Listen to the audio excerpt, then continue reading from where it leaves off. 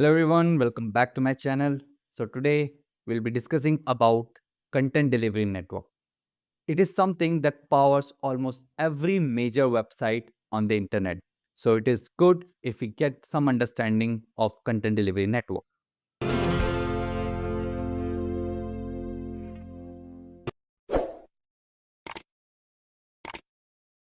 So if you watch any video on Netflix, you open any image on Instagram, you use website globally, you stream YouTube videos and many other things where any static data is involved, right? So CDNs are working behind the scenes. So did you ever think why does content load very fast even when the server is on another continent? For example, we are on India and the server is in US. So how that content is very fast, we play video and it play very instantly. So that's exactly the problem CDN solve. So before moving to CDN, we'll understand what is the problem if we do not use CDN. So imagine you have a company that has only one server. Okay. And your server is located in United States. Now users are opening your website from India, Japan, or Australia or Europe. So every request here must travel all the way to US server. So think of it like a physical distance. When you were your any data travel, internet travel, so they travel through wires. Also, data will have to travel through router, ISP, and multiple networks. So this takes time, right? And in result, you will get slow loading, high latency, poor user experience. Okay, so now this is for one request. But now imagine millions of users hitting same server. Then in that case, that server will also become overloaded. Now, why distance matters? Because distance directly affects the latency. If user is in India is requesting something from US server, request physically travels thousands of kilometers.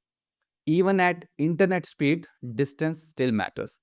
So this delay is called network latency. So this problem is solved by the CDN, that is content delivery network. You can understand in this way, in the simple language, you can say CDN creates the caching for different regions, different countries, different continents. In simple language, instead of one server, we place copies of content across the world. Server we place in different continent, different countries, we call them edge servers. So when user hits the server, they are not actually hitting the origin server. They are basically hitting, in that case will be CDN edge. We call it as a CDN edge. So whenever any request comes, it first hit the CDN edge and then it moves to the origin server. If user in India requests image, so CDN server will basically process this image or serve this image by using the Indian edge server. So instead of traveling to US, it will serve from Indian edge servers. So this dramatically reduces latency. Now how CDN actually works? So suppose user opens a website. So request first reaches the CDN edge server. Now CDN edge server will check, do I already have this content cache with me? If yes, return immediately. So this is called cache hit. This is similar to what we have learned in our cache video that I've posted some days back. You can check it out. Okay, coming back. So if it has the data available cached on the edge server, it will return it from there. If the data is not there in the CDN edge server, it is not cached there. So CDN fetches from the origin server and store it locally and then return response. So this is called cache miss. Okay. So now the future request will be fast. This is the first time when the data is not available in the cache, it will be slower. But for other requests after this, all will be very fast. Now, what are these edge servers? Basically, CDN companies place servers globally, like India, Singapore, London, US, New York, anywhere. So these edge servers store cache content close to the user. So that's why we call it content delivery network, a distributed network delivering content globally. Now, user does not manually choose server. This is one of the most important thing. We do not have any basically option to choose our closest server. It is the CDN routing that automatically directs request to nearest or the best edge location. There are two type of content: static versus dynamic. Now we'll have to understand which content we can serve via CDN and which not. So we cannot serve anything through CDN, right? We can only serve static content. Static content that doesn't change very frequently. Example, like images, could be a website CSS, your website JavaScript, any videos. So these are perfect candidate for CDN caching. But the dynamic content which change very frequently, like payment status, your bank balance, or your personalized dashboard. So this is harder to cache because this data change very frequently. Okay, so CDN work best mainly for the static asset, not the dynamic content which change very frequently. So real example, you already know, like Netflix, YouTube, these are videos driven or videos heavy platform. Okay, when you open Netflix, without CDN, video will basically stream from the central server. For example, if you say the center server is in US, so it will serve video from the US servers. That is the central server.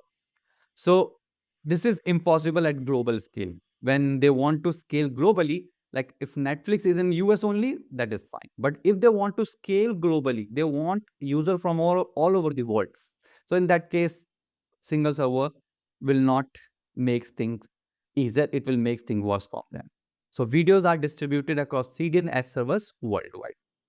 So when you watch movie, chunks stream from nearby edge location, and then that's why it is fast.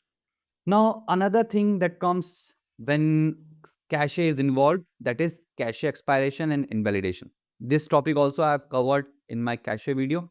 So like suppose CDN cache old image, okay, and but website owner has updated the image in the background, but still the data is picked from cache and the user is getting the old image.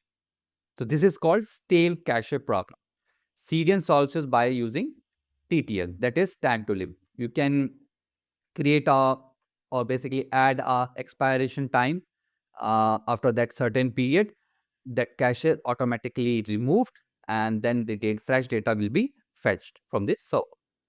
Now comes CDN security. Suppose hacker launches DDoS attack, like millions of fake requests basically flooding on your website. So without CDN, origin server may crash, but CDN distribute traffic globally.